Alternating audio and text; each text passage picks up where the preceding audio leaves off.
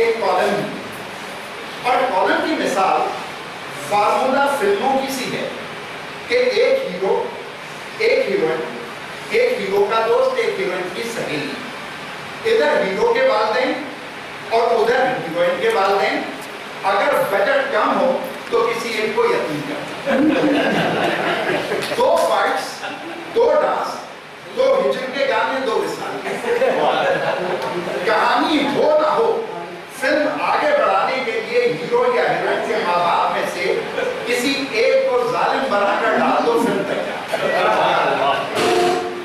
اسی طرح کالم میں ایک حکایت، دو اشعار، دو فریق اور حالات حاضرہ ڈال دو، کالم تیار۔ اسی طرح ایک کالم میں ایک حکایت، دو اشعار، دو فریق اور حالات حاضرہ ڈال دو، کالم تیار۔ حالات حاضرہ میں اکثر یہ فریق حکومت اور عوام ہی ہوتے ہیں، لیکن سسپینس کے لیے سائے کی طرح، اسٹیبلشمنٹ ضرور ساتھ لگا ہوا، اور یہ جس کے ساتھ بولیا وہ ظالم، بے وفائی۔ لیکن بے وفائی کا یہ الزام بدستور حکومت کے صحیح رہتا ہے، خواہ وہ معصوم ہی کیوں نہ ہو۔ حکومت ہو، عوام ہو یا فوج ہی کیوں نہ ہو، سب کا صیغہ تانیث ہی ہے۔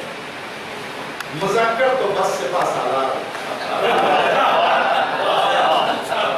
لیکن سپہ سالار کو کبھی کسی نے دانشور نہیں کہا، دانشور تو کالم نگار ہی کہتا ہے۔ اس قدر صاحب الرائے اور مطلق الرائے ہوتا ہے کہ اپنے آپ کو وائس رائے سمجھنے لگتا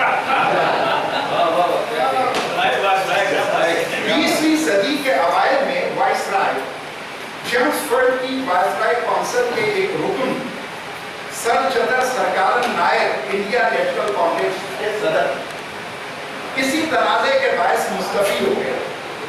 پھر وائس رائے نے ان سے مشورہ کیا کہ ان کی جگہ پر کرنے کے لیے کون مناسب رہے گا۔ نائر صاحب نے اپنے چپراسی رام پرساد کی جانب اشارہ کرتے ہوئے کہا، یہ بہتر رہے گا، جازب نظر بھی ہے، اپنی وردی سلیقے سے پہنتا ہے اور آپ کی ہاں میں ہاں بھی ملاتا ہے۔ اب وائسرانہ مزاج کے حامل دانشور کے لیے تو ایسا ہی کوئی مصرع اٹھانے والا چاہیے جو جازب نظر بھی ہو، خوش لباس بھی ہو اور تائید کرنے میں مہارت بھی رکھتا ہو۔ اگر وائسرائے نرم لہجہ رکھتا ہو تو سامنے کوئی مرد، اور اگر لہجہ سخت ہو تو حفظ ما تقدم کے لیے کوئی نازک اندام دوشیزہ بٹھانا ضروری ہے۔ نہ جانے کب سامنے بیٹھنے والے مرد کی مردانگی جاگ جائے اور وہ خود ہی رائے زکیہ آغاز کر دے۔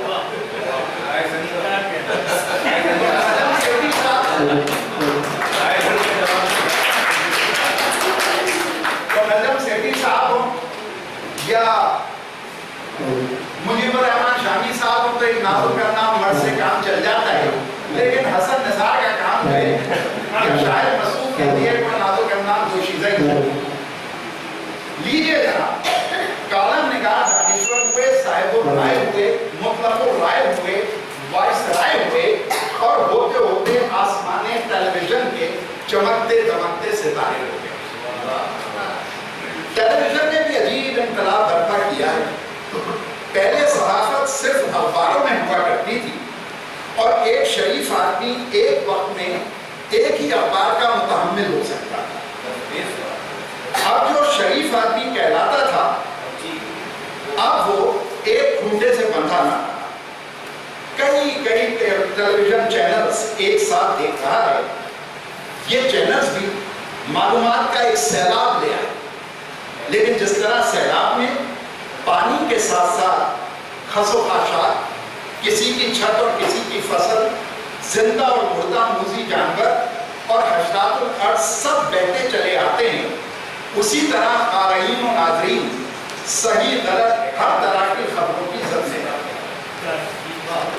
وہاں پتھر وائن کہ مصداق جہاں خبر ہوگی وہاں تبصرے تو آئیں گے، لیکن خبر، اطلاع، رائے، تبصرہ، گمان، خیال، اندازہ، حتیٰ کہ گزارش اور حکم تک اس درجہ غلط ملت ہو گئے ہیں کہ نہ کہنے والے کو احساس ہے اور نہ سننے والے کو کہ خبر ہے کہ ابھی جو کہا سنا گیا وہ غور و فکر کا نتیجہ تھا یا تفہیم میرا۔ لیکن اس کیفیت میں بھی ایک کالم نگار ہی ہے جو ضبط تحریر میں آنے کے باعث قابل گرفت بھی ہے اور قابل